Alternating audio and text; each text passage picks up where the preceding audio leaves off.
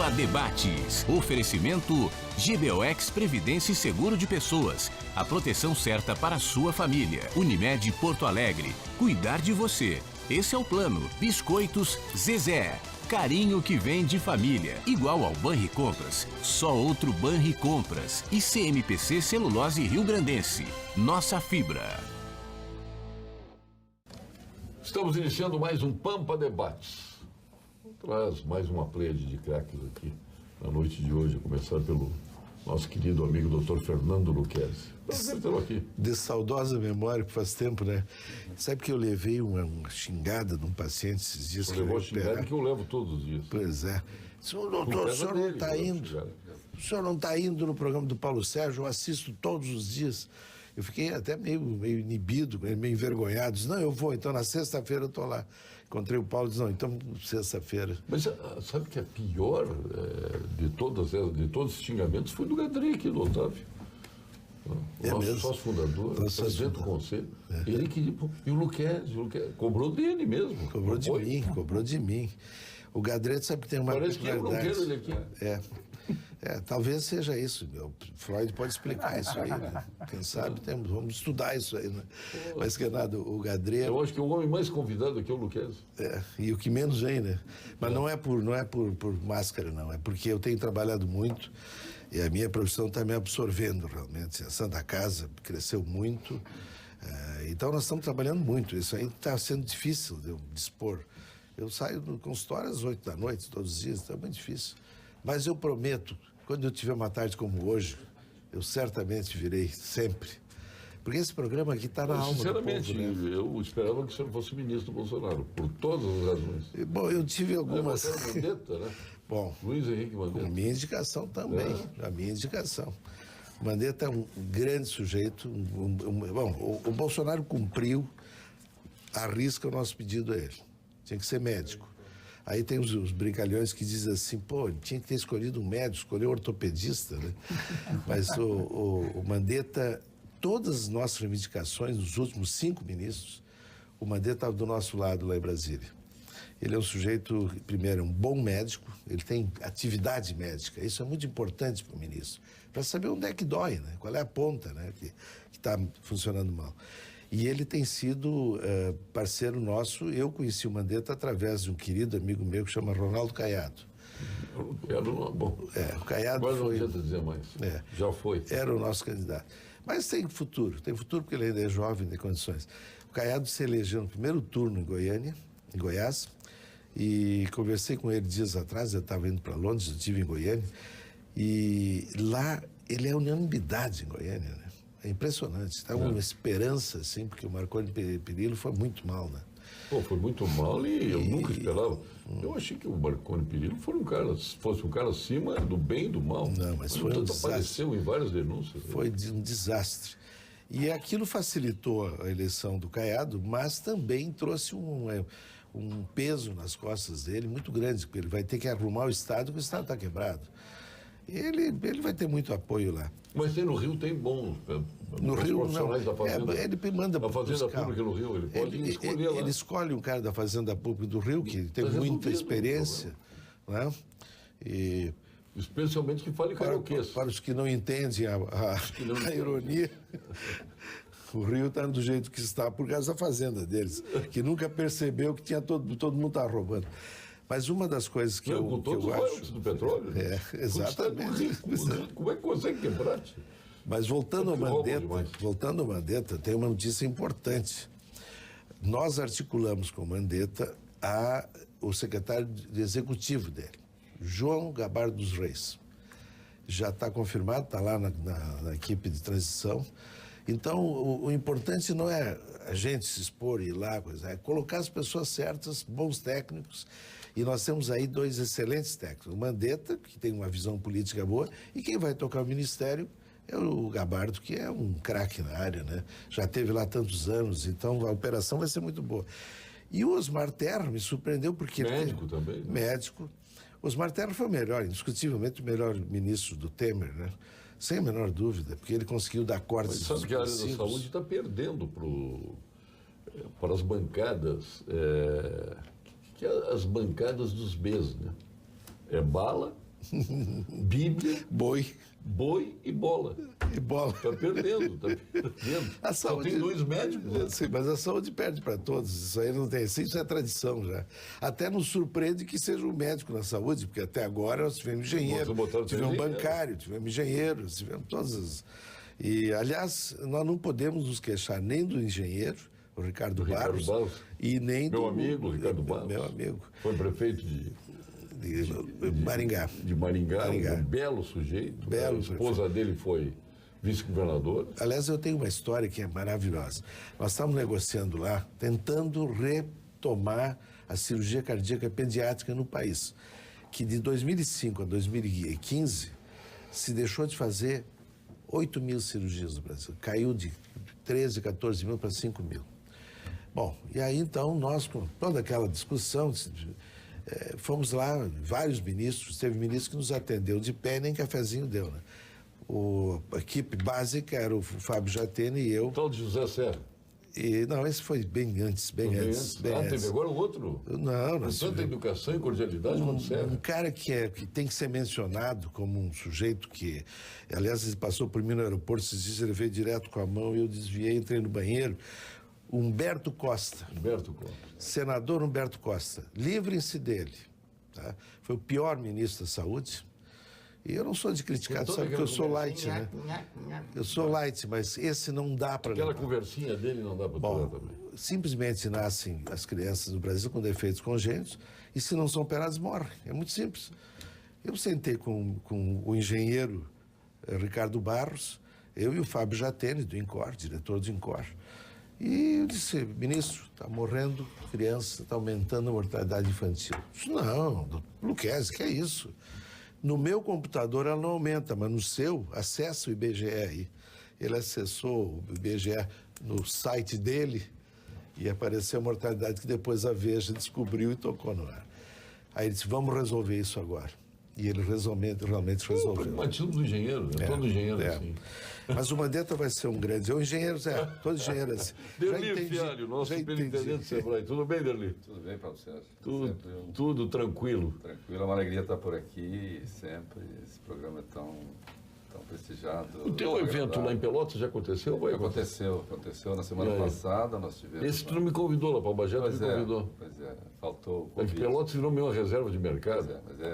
Foi uma... É que eu não posso nem falar de Pelotas. A Sanitas, que é agora do grupo de média de Faro, da Panvel, foi fundada lá em Pelotas em 1931. O Biscoito Zezé é de Pelotas.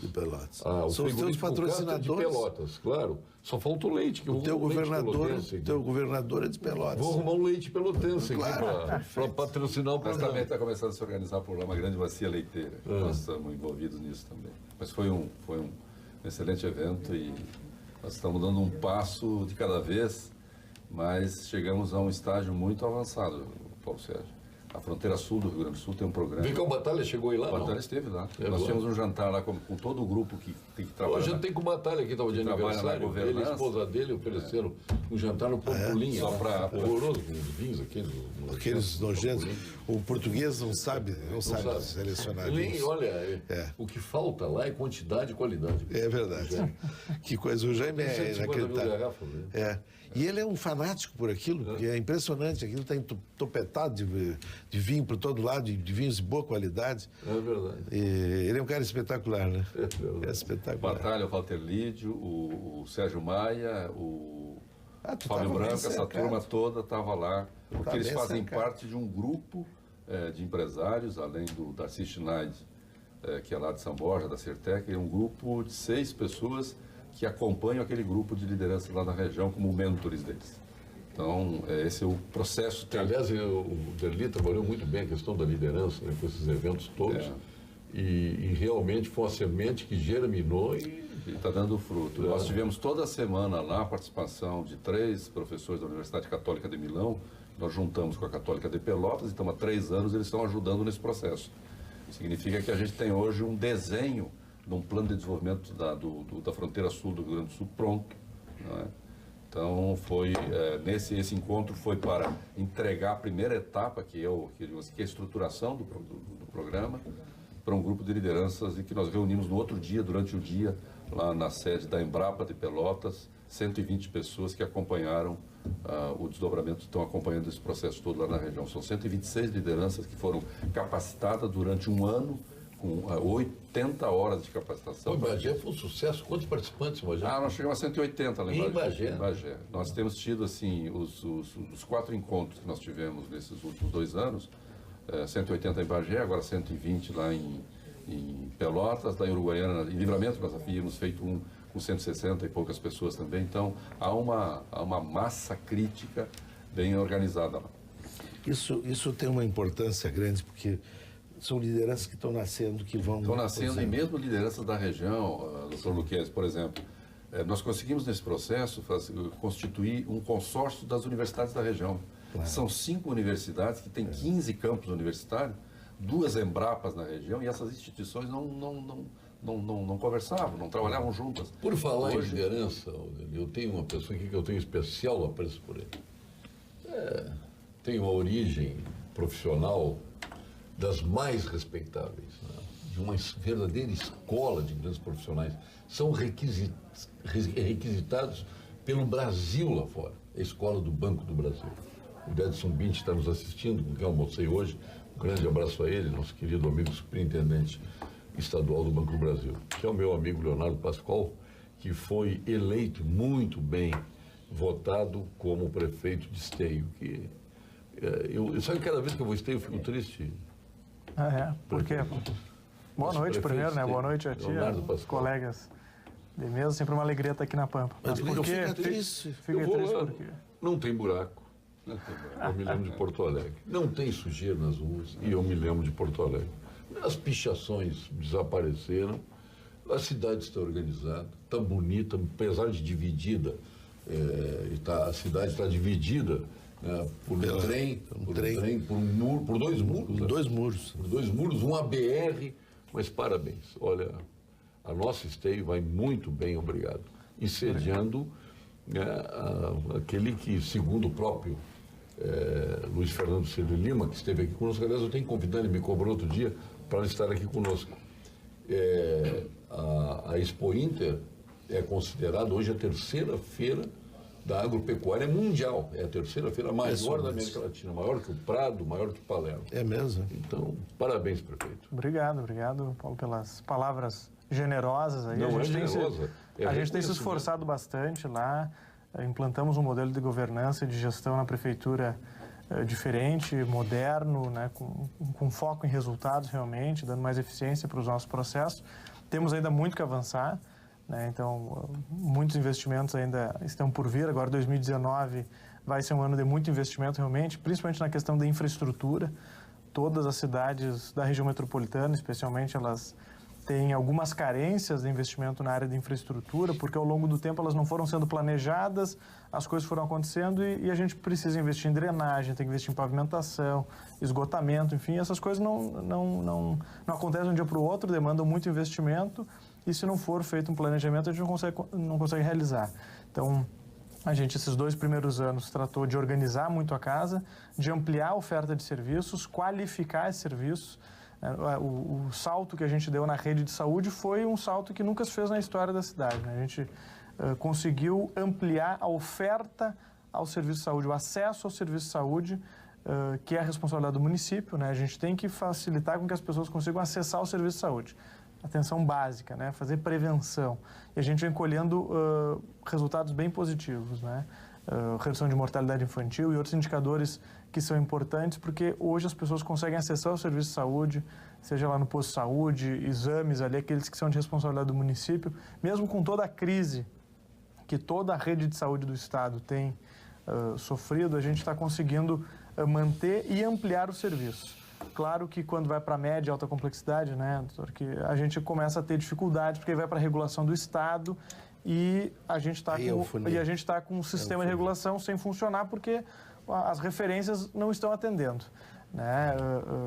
O senhor estava falando do ministro, né? Tomara que ele, por ser ortopedista, consiga ter um olhar um pouco mais generoso para a questão da traumatologia, que é um dos grandes entraves no nosso estado, né? Além de termos poucas referências, hoje essas referências, perfeito, parte delas não está atendendo. Vou lhe dar em primeira mão, nós estamos, sem dúvida, alinhados com o Mandetta, e ele aceitou, e reforma da lei do SUS. Porque a lei do SUS tem um entrave fantástico.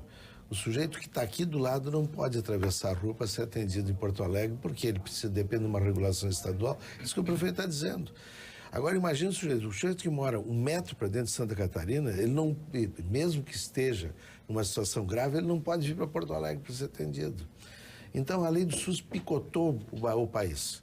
E cada município que tem a possibilidade de atendimento de média e alta complexidade, ele cria um muro em torno de si para não usarem o seu recurso.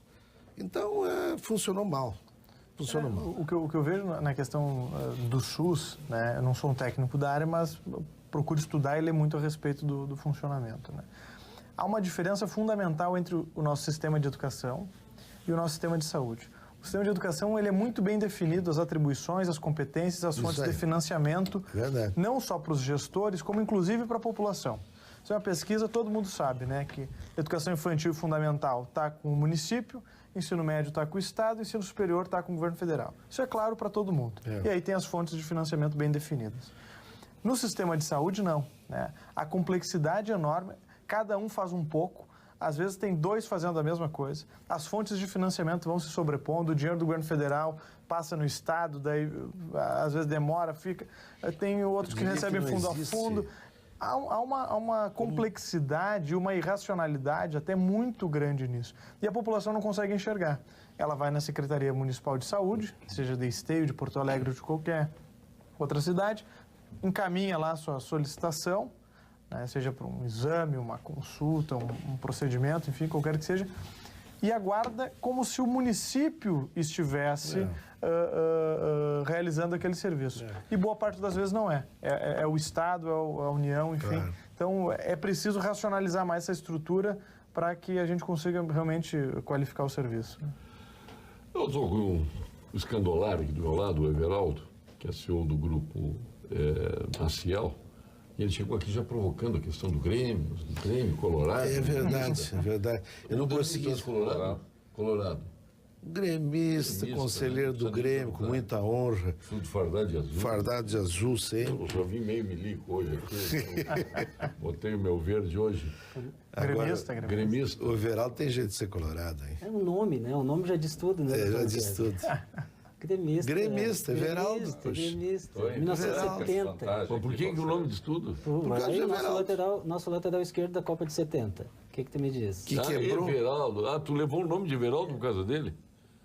Olha aqui, o Everaldo quebrou a esteira do Instituto de Cardiologia na época, porque foi o cara que fez a esteira mais demorada e mais intensa que eu vi. Melhor preparo físico, ele e o Falcão, os dois. Perdeu a vida no Dodge Dart. Dodge Dart. Vindo de Cachoeira. Vindo de Cachoeira. E morreu por ter batido no Faville Neto. Levou uma suspensão de 1 ano, foi fazer um jogo de exibição em Cachoeira, na volta morreu.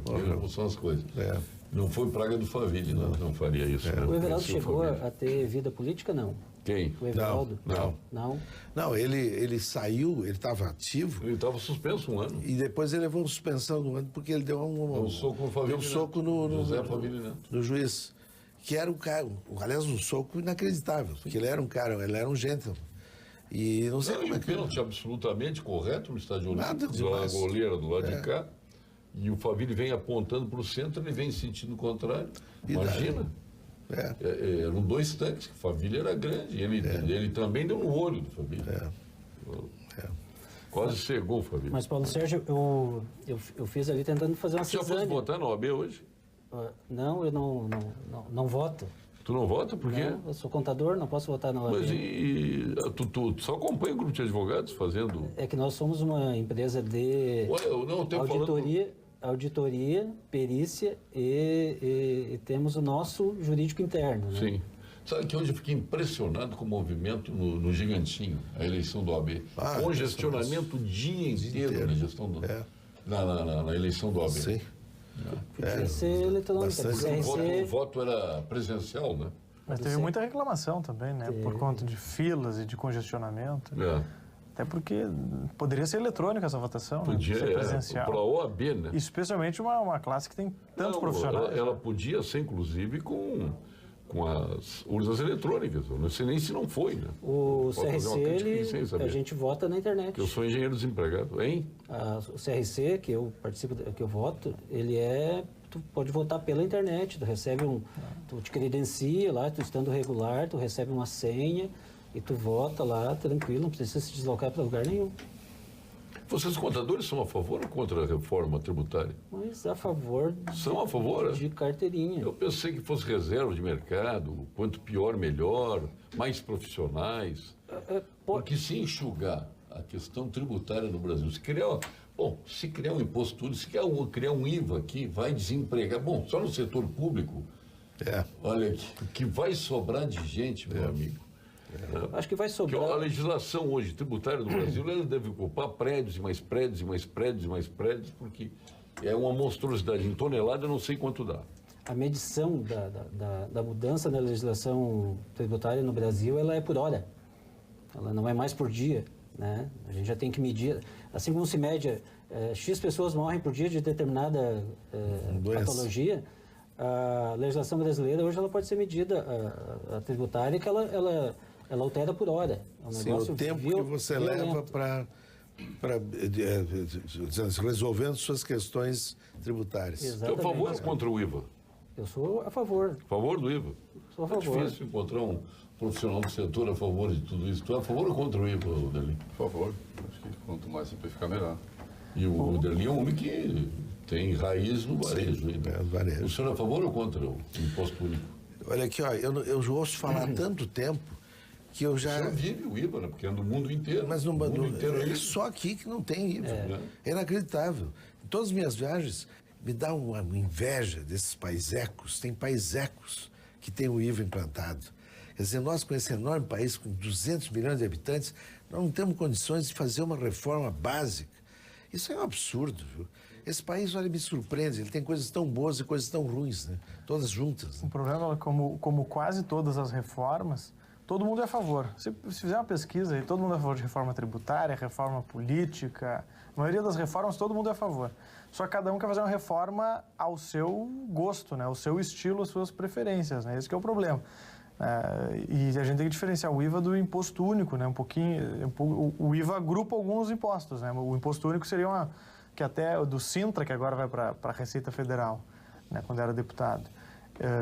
Que eu sou a favor do IVA, acho que o IVA é uma boa proposta, desde que, né, haja uma manutenção, pelo menos uma manutenção da questão das distribuições dos recursos, que não concentre mais recurso na União, né, porque a reforma tributária ela também tem que vir na perspectiva... Tem que ser automática. Ela tem que vir na perspectiva o dinheiro já tem que ser ramificado para o município e para o Estado. A reforma tributária... Tem que passar pelo Tesouro Nacional. A reforma tributária ela tem que estar muito casada com a questão do Pacto Federativo. Menos Brasília, mais Brasil. Então não adianta, porque há propostas, inclusive tramitando no Congresso, de reformas tributárias que até simplificam o sistema tributário, mas que concentram mais recursos na União, né?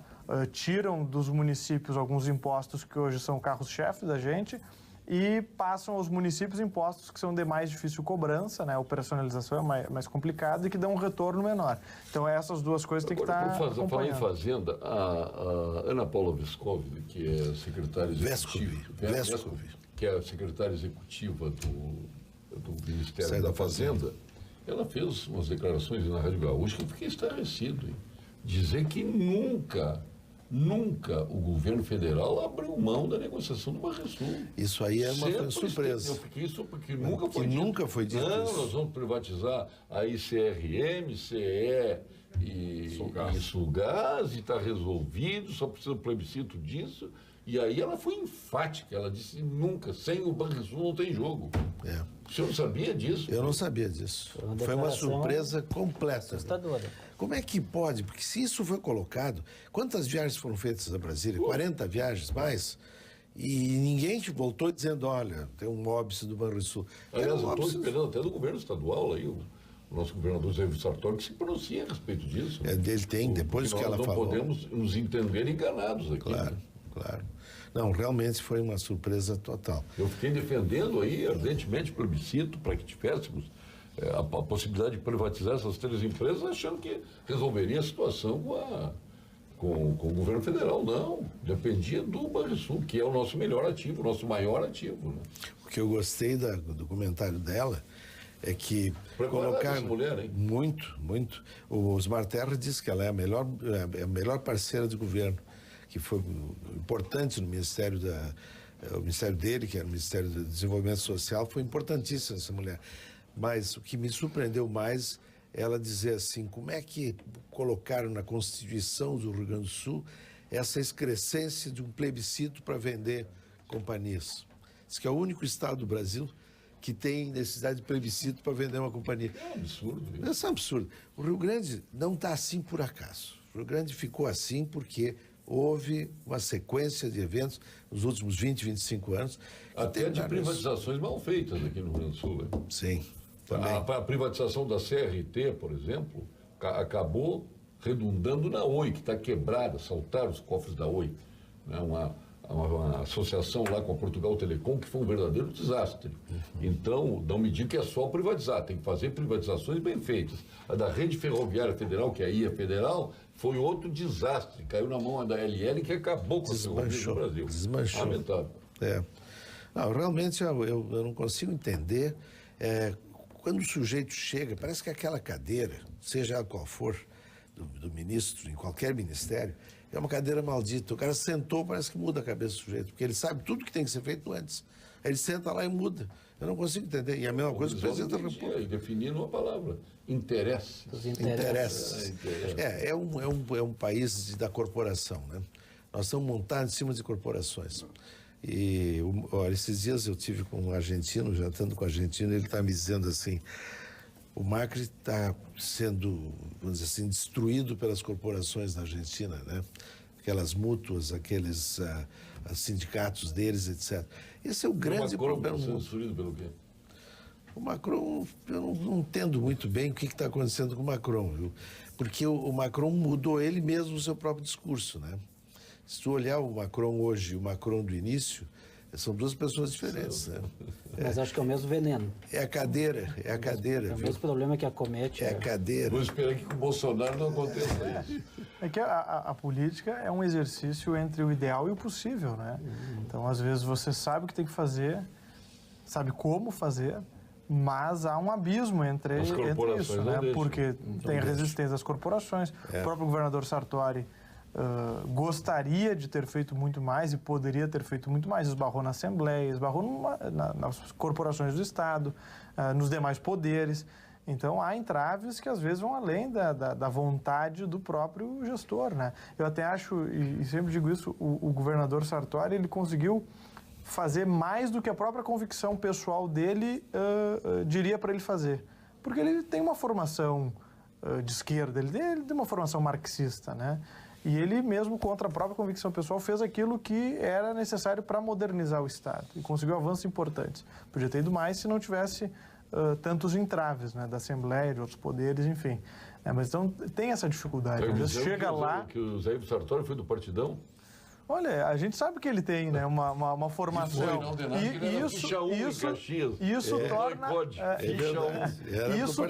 Isso, pelo menos a mim, né, que tenho um grande apreço por ele, torna ainda mais admirável todas as propostas que ele fez, porque ele conseguiu ir contra uma convicção pessoal, talvez de formação histórica, para tentar modernizar o Estado, né? Mas o Eduardo vai ter uma tarefa igualmente difícil, né? Talvez com uma Assembleia com um perfil um pouco mais favorável às propostas ou às ideias. Por que tu achas isso? Que sim. Pela nova composição da Assembleia, ela está mais ao centro-direita, digamos assim. Né? A gente tem um conjunto de deputados... Eu até vou dormir melhor hoje ouvindo isso, mas eu não consigo acreditar mais nisso, porque daqui 2 meses, vai começar o governo dele daqui a 1 mês... As corporações vão cercar esse pessoal da Assembleia e cada votação vai ter uma carga de interesses. Mas tem alguns que, por origem, não vai propor a privatização. Os deputados eleitos pelo Novo podem não fazer parte do governo, podem não ter espaço no governo, eles obrigatoriamente vão ter que votar a favor. Ideologia, só a favor. É uma doutrina do partido. O pessoal do PSL vai ter que igualmente votar a favor também. Mas peraí, o PSL é nacionalista. Mas... Vai me dizer que o Zucco é uma pessoa que pensa liberalismo? Que o Bolsonaro pensa na liberalismo? O cabeça da economia do PSL é o Paulo Guedes, que é um privatista. Mas já foi amordaçado em muitas coisas. Claro. Mas eu digo assim, esse espectro ideológico hoje da Assembleia... Ele não sentou na cadeira, mas já não é o Paulo Guedes mais. Ele era um... A Assembleia está um pouco mais à direita, então eu acredito que vai ser um pouco mais fácil. Ele era já é outro. Se a gente pegar, o PDT elegeu em 2014 9 deputados. Elegeu agora 4. Né, que foi uma bancada que sempre foi contrária à maior parte dos processos de modernização nesse viés de reduzir um pouco o tamanho do Estado. Né? Então, houve um movimento mais à direita. Se ele vai ser suficiente ou não para dar sustentação a essas propostas, a gente vai ter que ver no dia a dia, porque tem muitos partidos que estão ali no centro. Eu gostaria de acreditar em tudo isso. É melhor a gente ser um otimista. Eu tenho o dobro da tua idade, viu? Esse que é o meu problema, talvez. A idade só faz uma coisa, a gente já viu coisas demais. E tem história demais para contar. Eu acho que todos esses sonhos vividos, nós já passamos por eles. Passamos por eles, todas as esperanças, então, aí nós já passamos agora sim, agora vamos.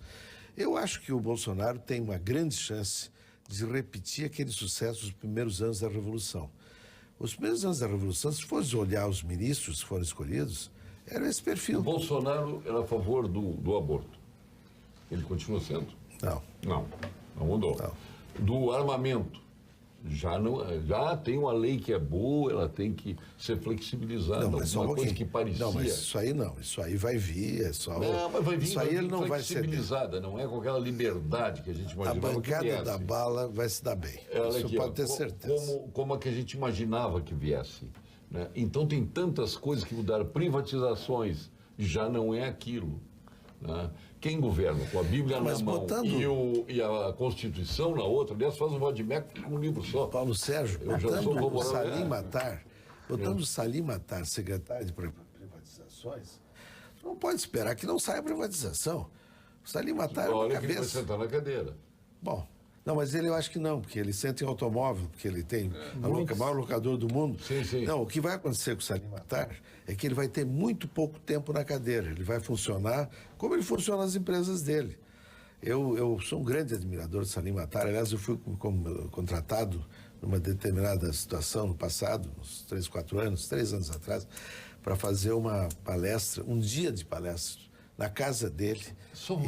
Ele privatiza a Petrobras?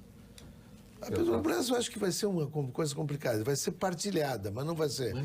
Ela vai vender toda a Petrobras. Vai privatizar toda a Petrobras. Vai vender ativos, vai vender a refinaria, que vai ser partilhada. O Banco do Brasil, a seguradora, o Banco do Brasil Previdência vai fazer isso, mas a instituição não vai continuar existindo, não vai fazer. Sérgio, eu certa vez ouvi uma frase do nosso querido Luiz Coronel, que ele disse assim, muito sábia, que o Brasil é um país que vive marcando encontro com o seu futuro e não comparece. O Coronel vai Sabor irresistível e qualidade que não surpreende mais. Depois disso tudo aí nós temos que saborear linguiças, salsichões, alimentos, Castro. Até me deu vontade de comer agora. E ele me cutuca. A calabresa. O chouriço da Castro é um espetáculo. Está em toda a rede Zafari, a qualidade desde 1960. Fábio Castro, um abraço. Agora para o senhor aqui. O CREMERS informa: as inscrições para o programa Mais Médicos foram prorrogadas para o dia 7 de dezembro de 2018. São mais de 600 vagas disponíveis aqui no estado. Para maiores informações, acesse o www.cremers.org.br. CREMERS, estado de alerta pela saúde. Bom, mas esse teu está desatualizado, porque as 600 vagas já estão lotadas, já estão ocupadas. Mas não é, são mais as vagas existentes. Bom, a Vinhos do Mundo é como vocês, apaixonados por vinho. Aprecia os melhores Malbecs argentinos, o singular Cremenero do Chile, os tradicionais vinhos de Portugal, os inconfundíveis champanhes da França e a melhor expressão da Serra Gaúcha. Por isso trabalha para que você aproveite os melhores rótulos do mundo. Saiba mais em www.vinhosdomundo.com.br. Atenção, capital de giro para acelerar sua empresa? A Unicred tem. Financia as mais diferentes operações sem afetar o seu fluxo de caixa. a sua empresa poderá ficar com um fluxo normal de caixa e conte ainda com as condições diferenciadas. As taxas são super atrativas, a partir de 1,49% ao mês. Você gostou disso? Então fale agora mesmo com o seu gerente. Aproveite esta oportunidade exclusiva da Unicred e prospere com o seu negócio e a Unicred. Agora vamos ao quadro de saúde aqui no Pampa Debates, com o nosso PhD em Oncologia, titular do Clínicas, Ernesto Ornelis, sócio fundador do Instituto Oncológico Kaplan, o nosso querido amigo Gilberto Schwartz. Fale, Grande Gilberto. Olá, sou o professor Gilberto Schwartzman e gostaria de fazer um desafio aos meus colegas médicos. Vejam que informação importante. 30% das mortes em nosso estado acontecem por doenças do coração e das artérias. Outros 20% se devem ao câncer. Isso significa metade das mortes em nosso estado. Impressionante, não? A boa notícia é que podemos evitar essas mortes se identificarmos fatores de risco como pressão alta, tabagismo, colesterol elevado, diabetes, obesidade, sedentarismo e abuso de bebidas alcoólicas. E se convencermos os pacientes a realizarem os exames preventivos do câncer, como o citopatológico do colo do útero nas mulheres com vida sexual ativa, a mamografia em todas as mulheres a partir dos 40 anos, o toque retal e o PSA nos homens a partir dos 50 e a colonoscopia nos homens e mulheres também a partir dos 50 anos. Você fala que quer um Brasil melhor, não é mesmo? Seja então um guardião da saúde de nossa população. Não interessa por qual porta uma pessoa chega ao sistema de saúde. Faça a sua parte. Dedique alguns minutos da consulta e veja se o paciente vem seguindo essas recomendações. Dessa maneira, poderemos reduzir as principais causas responsáveis por 50% de nossas mortes. Eu me refiro a 1 de cada 2 mortes. Vale a pena. Obrigado, doutor Gilberto. Paulo Sérgio, gostaria de saber da opinião do doutor Lucchesi, também do prefeito, sobre o programa Mais Médicos, que está causando uma transferência de médicos que já prestavam serviços em alguns lugares, com ganhos inferiores, e agora estão se transportando para os mais médicos, ganhando mais, e o outro lugar vai ficar desassistido. Eduardo Cloir, de Porto Alegre. Já tinha pensado nisso, doutor Lucchesi? Eu tinha pensado nisso e os prefeitos pensaram nisso também, porque o que os prefeitos fizeram? Eles trocaram médicos brasileiros com CRM, que ganhavam, naquela época era R$10.000 quando começou o programa, e trocaram para os cubanos pagando 3 mil e a moradia deles na cidade. Para os prefeitos foi um grande negócio. Bom, agora muda tudo, entram os 11 mil reais, 11.250, sei lá. Eu acho que a grande surpresa é que tinha muito médico brasileiro interessado. Mas a troca de posições do médico, ele ganha 6 e vai para 11.500 e a vaga do 6 fica aberta. Não é bem assim. Não é o que está dizendo. Não, mas não é bem assim, porque se ele fosse já funcionário público, ele já está contratado. Esse médico está em subemprego. Ele está fazendo plantão 4 vezes por semana, ele não dorme em casa, ele não vê a mulher e os filhos, porque para sobreviver. E agora ele tem uma alternativa, que é o que nós estamos pedindo e que o Bolsonaro promete que vai fazer, que é a carreira do médico. O senhor acha que vai ter médico em Cucuí de Las Palomas? Eu não tenho a menor dúvida que vai ter. Porque não tem juiz em Cucuí de Las Palomas? Ah, tem. Por que o juiz vai lá? Porque tem uma carreira estabelecida. Ele começa lá, mas depois ele termina em Porto Alegre como desembargador. Então eu não tenho dúvida que no momento que organizar a carreira oficial, formal, federal do médico, está resolvido o problema. Nós temos médicos que chegam no país. O problema é que não se dá chance para os novos. Quantos médicos você acha? Qual é a porcentagem de médicos que fazem residência médica hoje? Diz o Luizinho Pereira Lima que é 10. O Eduardo Trindade, aqui, presidente do CREMERES, que é mais de 20. Eu não sei qual é o seu número. É 25%. Estou entre o Luiz e o presidente 25% a 30%, é por aí. Sabe que tem umas residências... É pouco, né? É pouco. Os outros 70%, sabe o que eles fazem? Eles pegam um plantão lá com o prefeito de Esteio, eles pegam um plantão e eles ficam vivendo, correndo de um lado para o outro. Aí chega para um médico e ele não ganha muito mais do que 10, 11 mil reais com esses plantões. Aí chega, o sujeito te oferece, tu vai para o interior, eu sou solteiro, recém-formado, com 11 mil e tantos reais, ainda com moradia, porque os prefeitos vão continuar dando moradia. O que vai acontecer? Eu vou para o interior. que vai... Chega lá, casa com a fazendeira ainda. Casa com a fazendeira, tem grande chance. Não, o que vai acontecer é que esses médicos vão exigir qualidade de atendimento e condições de atendimento lá. Esse vai ser o... Respondendo... O senhor tinha cubanos lá, prefeito? Nós não tínhamos... Chegamos a ter, Esteio chegou a ter cubanos, mas eles já haviam saído há mais tempo. Hoje nós temos 2 do Mais Médicos que são estrangeiros, mas já com o diploma revalidado, que é um palestino e uma venezuelana. Mas já tem a revalidação do diploma, então não afeta em absolutamente nada. Né? O Mais Médicos ele é um bom programa para os municípios por essa questão do custeio. Né? É o governo federal que está pagando aquele médico e não o município. Mas na ótica federativa, se a gente for pensar, ele não é muito racional, né? Porque o mais lógico seria a gente ter transferência de recurso e cada um poder contratar conforme a sua realidade. Seria o melhor. Né? Que bom que tem, que o governo federal está contratando lá e deixando cada município lá um número X de médicos brasileiros agora, né?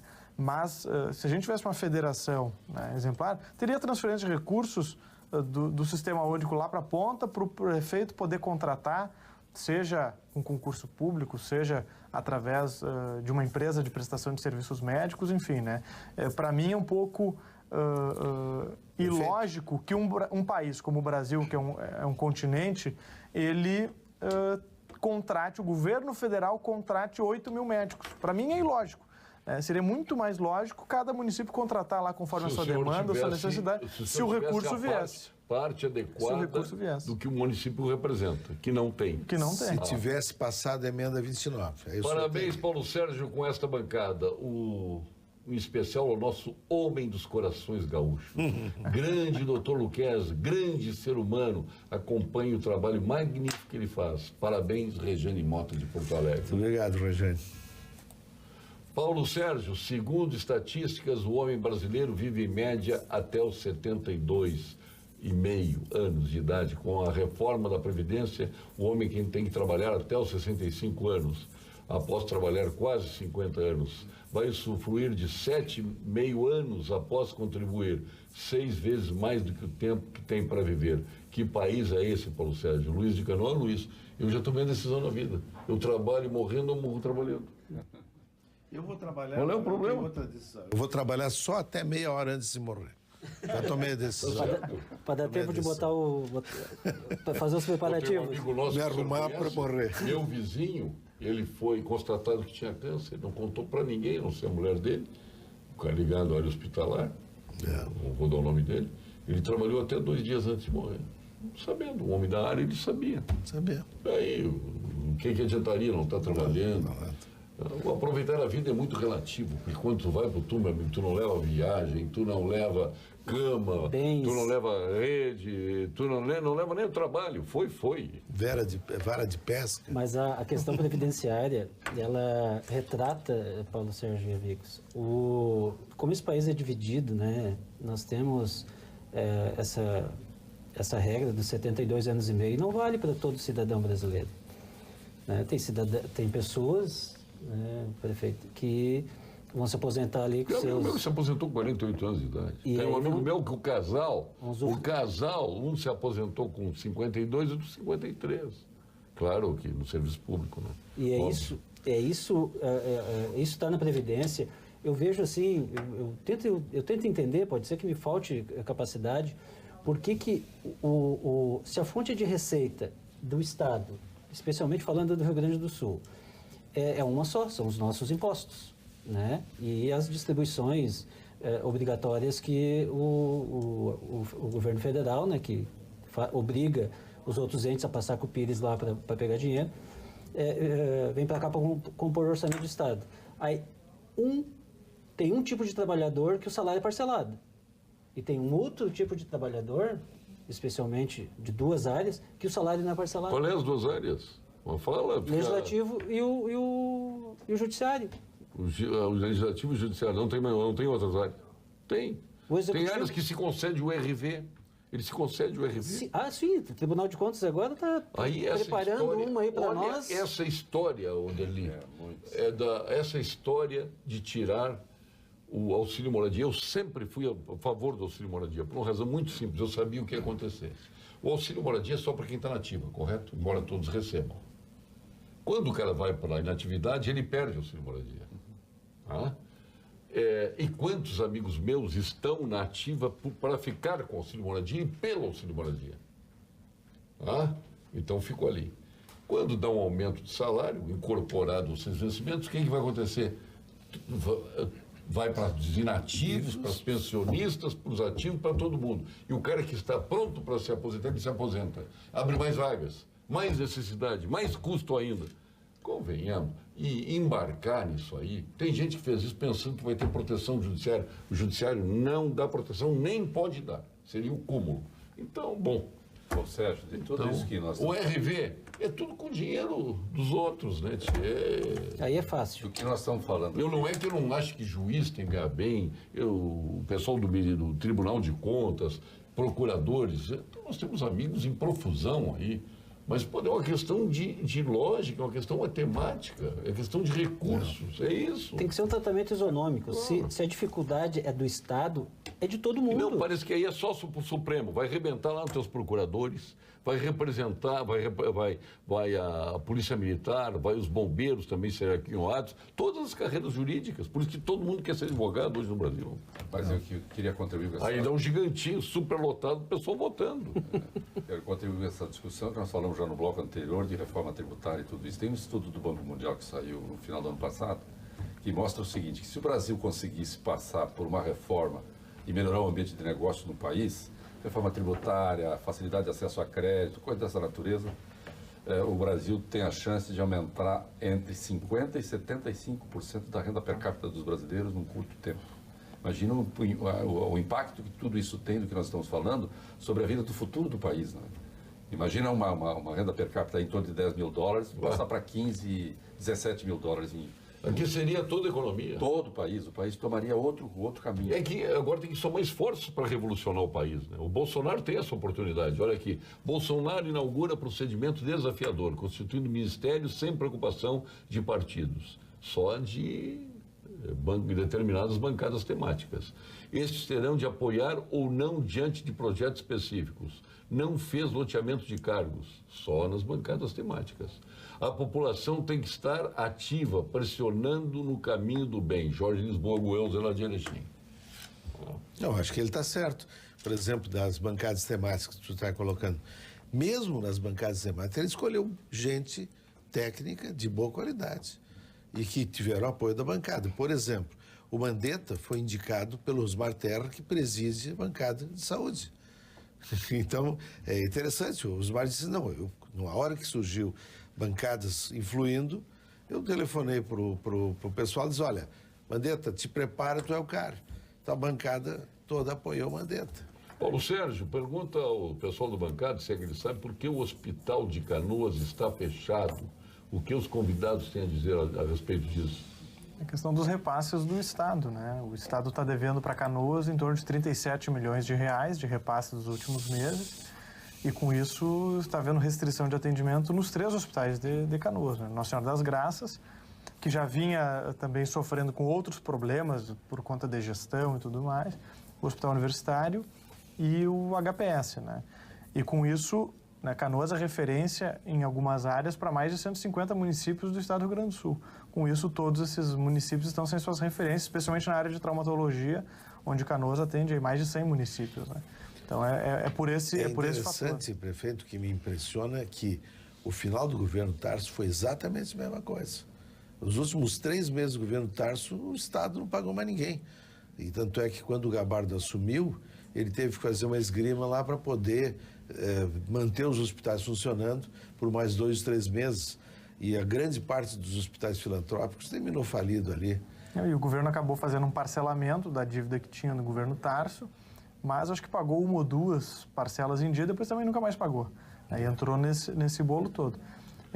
Eu estou há 23 meses, né, como prefeito municipal, e nesses 23 meses a gente tem feito bloqueio de valores nas contas do Estado para tentar garantir minimamente os repasses para o nosso hospital, né, que vem do Estado. E tem meses que a Justiça determina o bloqueio, vai expedido lá o alvará para o Banrisul, e não tem o valor total nas contas.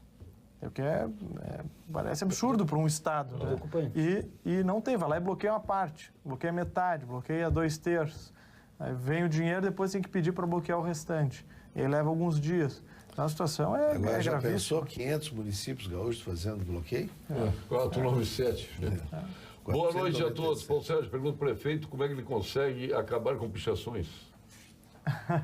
Na verdade, a gente não acaba com as pichações. Né? As pichações, primeiro, é uma questão cultural. Né? E claro que o aumento do policiamento nas ruas, ele acaba inibindo um pouco. Né? Hoje a gente conseguiu, felizmente, lá ampliar, tanto a Brigada Militar, hoje tem uma presença mais efetiva nas ruas da cidade, quanto a nossa Guarda Municipal, quando nós assumimos, a Guarda se encarregava de cuidar de prédios públicos. Essa era a tarefa, né? Com cuidado patrimonial dos próprios municipais. Eu tinha uma solução, mas não quero ser grosseiro. Nós colocamos a Guarda está a fazer rondas nos bairros. Falta de cultura. Falta laço. Falta laço. Então, nós fizemos isso, colocamos a Guarda Municipal na rua, ampliamos também a fiscalização de trânsito, que não é polícia, não é guarda, mas toda a presença do Estado inibe essas e outras ações. Né? Então, isso tem uma cidade territorialmente pequena, a gente consegue, com essa ampliação, estar mais presente nos bairros. 342 WhatsApps, 343 agora. Paulo Sérgio, eu não consigo entender porque os pacientes devem viajar até o local da consulta para marcar a mesma ou para retirar um exame que foi feito fora do domicílio. O paciente precisa fazer várias viagens até chegar à consulta. Isto é um absurdo. Por favor, gostaria de ter uma explicação viável. Obrigado, Tânia de Bagé. É um absurdo, Tânia. Agora, tem municípios aqui no estado que não são assim, né? Tem municípios altamente organizados nisso. A gente vem numa crescente lá nessa questão da informatização. Hoje a gente tem a nossa rede básica totalmente integrada, e não só integrada entre ela, né, com prontuário eletrônico, tudo, mas integrada inclusive com a farmácia municipal, integrada com o almoxarifado da secretaria, enfim, e agora de forma gradativa a gente tem feito isso com os exames e com os prestadores, porque a gente fez uma série de licitações lá para contratar clínicas, contratar uma série de prestadores de serviço, ao invés do município estar abraçando e fazendo tudo. Então a gente está agora de forma gradativa também, incluindo esses prestadores dentro desse sistema, né, e com isso a gente vai marcando já no posto sem a pessoa ter que se deslocar. Mas são etapas, né? Vamos ao ponto final com a nossa Gimo Qualidade Comprovada. Ponto final, oferecimento produtos Gimo, qualidade comprovada. Começar com o Everaldo Scandarola, que foi o que menos falou. Eu tenho aqui o falômetro aqui. Tá? Ele falou, o terceiro a falar foi o Derli, o que mais falou foi o doutor Luquezzi e depois o prefeito. Então começa contigo aí. Mas eu até não me preocupo com isso, porque está... Estou feliz com o Renato. Tá? Mas estando aqui, nesse palco que já desfilaram e desfilam, né, tantas pessoas ilustres, e estando aqui no meio de outros ilustres que passam aqui diariamente, o Dr. Luquezzi é uma pessoa... Eu esqueci de trazer meus livros, eu ia pegar os autógrafos aqui de... Tem uma biblioteca só de livros do Luquezzi. Do Luquezzi, né? Não estou fazendo nada ainda daquilo que o senhor... Ele chega a comprar, ele só lê. Tem um livro que ele tem as 18 edições do livro. Mas muito feliz, Paulo Sérgio, de estar aqui, na tua presença, no teu programa, que é um sinônimo, é uma marca no Rio Grande do Sul, o Dr. Luquezzi já fez referência. E gosto muito porque nós não temos na TV brasileira, em especial no Rio Grande do Sul, um programa para esse público, né? Para a gente ter realmente informações, pontos de vista diferentes, né? Não aquela notícia pasteurizada que já vem toda trabalhadinha. Aqui a gente fala, somos responsáveis pelos nossos argumentos, né? Muito feliz de estar aqui. Esperamos projetar estamos esperando o ano de 2019 muito bacana aí, com a mudança na nossa política brasileira. Estou esperançoso como empresário, estou esperançoso como gestor de negócio, estou esperançoso como cidadão, que as coisas melhorem. Caro prefeito Leonardo Pascoal, da nossa Esteio aí, parabéns de novo pela sua gestão. Só tem um aqui, eu me perdi, ele disse que com referência à limpeza, tudo bem, as pichações também, mas os buracos, disse que quebrou a suspensão do carro dele lá, é Antoniásio. Sim, não, de fato nós temos, como eu disse, problemas de infraestrutura. Ele disse que eu só ando pelas ruas principais de Esteio. Essas estão bem. Sim. A gente tem um trabalho intenso de operação tapa-buracos, né, para dar conta dessa demanda, mas a questão é que a cidade ela foi sendo pavimentada ao longo de décadas. Não só Esteio, mas a maioria das cidades, né, ao longo de décadas. Cada prefeito que vinha asfaltava meia dúzia de rua, o próximo vinha assim, e assim as cidades foram sendo asfaltadas. Nós vivenciamos um período de 2009 a 2016 na cidade de Esteio, um intenso canteiro de obras por parte da Corsã com as obras de esgotamento sanitário. Isso destruiu a nossa malha viária da cidade. Então, aquilo que levou décadas para ser constituído, em tese, levaria décadas para ser recuperado, né? Mas agora a gente está finalizando, a gente deve lançar na próxima semana ou na outra, um programa chamado Renova Esteio, pavimentação, em que a gente vai fazer o maior investimento em pavimentação da história da cidade. Nós vamos investir 13,5 milhões de reais em pavimentação na cidade, beneficiando mais de 50 ruas do município para melhorar essas ruas que ou hoje não tem pavimentação, não tem asfalto, né, ou tem, mas está com asfalto numa qualidade bastante precária, né? Então, 2019 a gente vai fazer esse investimento aí que vai dar um outro visual, né? Porque a gente de fato reconhece, é um problema, né? Embora melhorou bastante, mas a gente ainda tem que avançar nessa área de infraestrutura, né? Assim como faremos um investimento grande em drenagem, também faremos o maior investimento em microdrenagem da história da cidade, 8,5 milhões, trocando cano. Tem gente que diz que enterrar cano não dá voto. Nós não estamos preocupados com isso, né? A gente está preocupado em dar condições de colocar Esteio, de preparar Esteio para o futuro, né? De deixar a cidade com uma infraestrutura capaz aí de receber novos negócios, novos empreendimentos, novos condomínios residenciais, mais pessoas lá no nosso município. Então, vamos fazer esses investimentos em infraestrutura para que Esteio realmente esteja apto, né? Assim como a gente recebe na Expo Inter lá 500 mil de pessoas, recebe o Brasil, recebe o mundo lá, que a gente possa receber no dia a dia também aqueles que escolhem Esteio para morar, assim como recebemos os venezuelanos, né, que a gente possa receber qualquer pessoa que queira empreender, morar, viver lá, tornar nossa cidade uma referência em qualidade de vida mesmo. O Santa Helena aqui está mandando o meu telefone privado, aqui lhe contestando, doutor Luquezzi. Dizendo que... O nosso doutor Santa Helena, antes vão vir o Delí Fialho, esse é o ponto final dele. O ponto final é Paulo Sérgio falando que todos nós acreditamos com a esperança renovada, né, para um próximo ciclo que o Brasil e o Rio Grande do Sul possa passar. Especialmente que todos nós tenhamos a capacidade de entender das necessidades que tem de todos os níveis, federal, estadual e municipal, de fazer profundas reformas para que possa dar oportunidade ao Brasil, ao Estado do Rio Grande do Sul, a voltar a uma fase, né, de retomar processos de desenvolvimento sustentável. Eu acho que essa talvez seja a grande esperança que todos nós alimentamos, né? Que a gente possa efetivamente, o Brasil pegar o lugar que merece nesse cenário mundial, um país tão promissor como é o nosso, né? E a gente poder apagar aquela frase do nosso amigo Luiz Coronel que eu falei antes, que desta vez o Brasil... vá no encontro. Compareça. É isso que eu imagino que a gente com possa... Com o seu futuro. A gente possa renovar a esperança para isso. E se chegar antes, que espere, né? Doutor Luquezzi, pode ler aí o... Amigo, adoro Luquezzi. Mandetta não é uma boa indicação. Tem melhores. Saúde e gestor não pode ter tendência política. Abraços. Aí eu respondi para ele, claro que tu e eu seríamos bem melhores. Mas ele sugeriu alguém aqui. Eu não Davi Uib de São Paulo é o cara. Não, pelo amor. Eu não consegui ler isso aí. Estou aqui, Davi Uib de São Paulo é o cara. Meu querido, olha, nós precisamos ter uma conversa, viu, Santa Helena? O Chico tem que te mostrar algumas coisas do Davi Uib. Sabe quem é o segredo do Davi Uib? É o cara que está abaixo dele, que tocou o estado de São Paulo. Esse é o cara que precisava estar lá. Tá? Que é o... E agora, para me lembrar de repente, eu vou te dizer, é o cara que tocou isso, e é que é o secretário de saúde Dória, em São Paulo. Bom, é pena que eu não estou lembrando. Não tem problema. Mas é um... Seu ponto final, doutor, que amigo muito Paulo, certo. Conheço muitas mulheres com 50 anos e homens com 65 vendendo saúde, correndo nos parques 2, 3 vezes por semana, até todos os dias. Alguns jogando futebol, é uma loucura. Tênis, então, não se fala. Por que militares, alguns maus, têm direito de se aposentar com 45 anos de idade e o povo em geral... trabalhando uma média de 48 anos, Fabiano de Canoas. Chico, Wilson Polara, esse foi a nossa indicação para o Bolsonaro.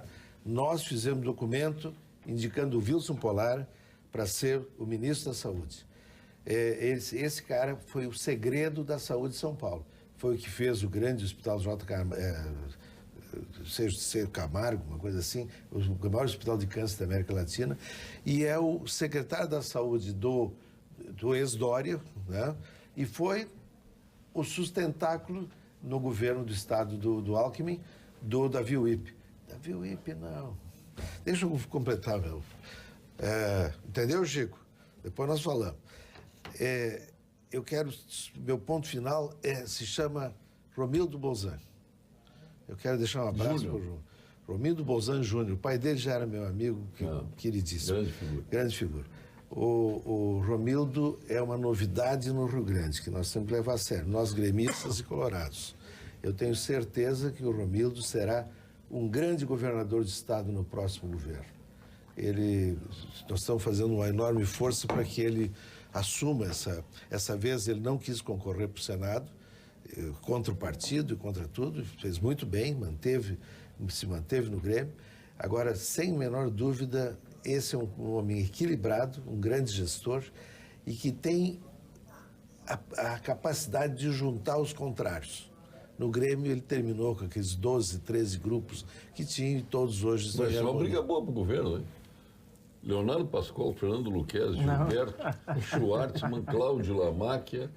Tem mais aí, Paulo Sérgio Pinto. Não, vai ser o Romildo. Com esse time aí que tu citou, estão me retirando já da disputa. Por que não faz uma composição? Não adianta privatizar, o dinheiro vai todo para as corporações. Quanto mais puderem sugar, eles vão sugar. Simples assim. Jorge Alberto, advogado.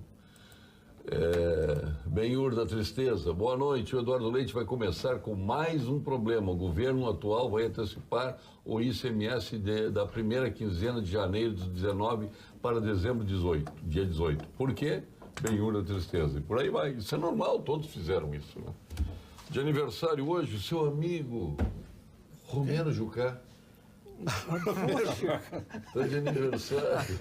Não tem intimidade. O Nelson Marquesan Júnior, nosso prefeito. Esse sim, esse é meu amigo. Está lá com o Walter Nagel sendo dos Estados Unidos. Né? Exatamente. Parabéns ao nosso prefeito Nelson Marquesan Júnior. A deputada federal Luísa Erundina, também aniversariando hoje. O desembargador Calbi Soares, pela Bari, de aniversário. Deputado federal Benjamin Maranhão, a Denise Pelim. O nosso Carlos Alberto Carvalho, lá da PUC, de aniversário. O Luiz Carlos Pratzel, publicitário. Nosso colega Rodrigo Sanches, Solon Ramos Mancuso, entre tantos aniversariantes aqui. Luciane Bischoff, e tantos outros aqui. Parabéns. A Kátia Decessartes, parabéns a ela também. E hoje temos o aniversário do Jorge Gresseler. Estarei lá com ele.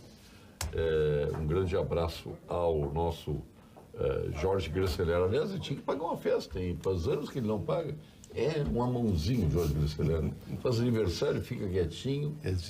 Por favor, Jorge. Estamos no bolso aí, tia.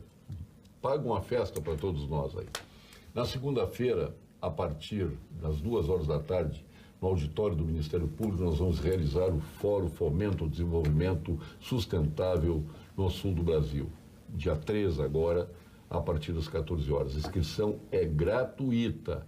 O evento é promovido pela Rede Pampa, pelo BRDE, onde vai se discutir o financiamento do desenvolvimento sustentável com debatedores conscientes, representação da ONU, aqui 2 representações importantes da ONU, debatendo 3 temas, o do setor público relativo ao setor, o do setor privado e também do setor financeiro. Vai ser espetacular. As inscrições, como está aí no seu vídeo, www.forumdesenvolvimento.com.br. E ao final do evento, o nosso tradicional certificado dentro do projeto RS Sustentável. E não esqueça, hoje às 11 da noite, o governador eleito do Rio Grande do Sul, Eduardo Leite, vai dar a entrevista para Mariana Godoy, aqui na Rede Pampa. Fique agora com as principais notícias do dia, da sua região, com os apresentadores locais do Jornal da Pampa. E, para tua tristeza, aqui de Porto Alegre, está a nossa cônsul do Esporte Clube Internacional, a cônsul cultural do Internacional, a Vera Armando. Mas o respeito é uma grande cônsul. Ah, é? Não, Eu não sabia, ela é cônsul, né? Mas que coisa chique. Olha Ela é chique, né? Ela é chique. O Internacional que escolheu bem. Muito obrigado a todos, obrigado pela presença aqui. Nós retornaremos segunda-feira, não estarei no fórum, mas aqui estará a nossa Roberta Coutro, com um time de mulheres. Vamos antecipar o programa das mulheres de quarta-feira para segunda. E esta revelação da TV Gaúcha, olha que os outros se cuidem, hein? Ela tá bombando. Roberta Coutro. Obrigado, boa noite.